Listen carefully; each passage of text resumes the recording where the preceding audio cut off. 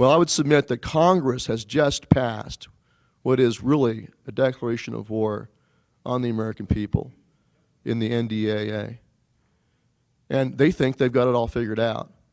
But they should go back and read what they said about King George and take heed. They are abdicating their right to legislate.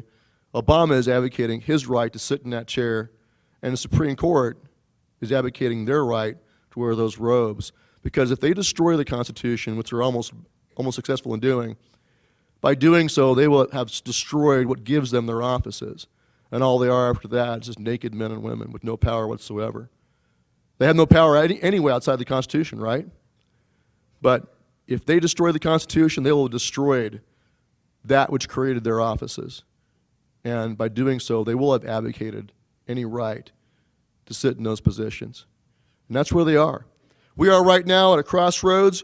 We're either 1935 Germany, and we'll slide into a dark despotism and hell on earth. That's where we are, folks.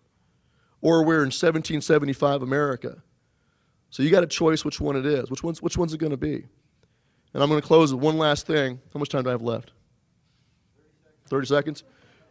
I'm sure Mr. Thomas Woods will talk about this later, but the solution is you nullifying at every level, individual, town, county, state, as military units. And we already got guys doing this. As individual officers are saying no to this. We got a county saying no to already in Colorado. I helped write a resolution for Oklahoma that'll be introduced this week.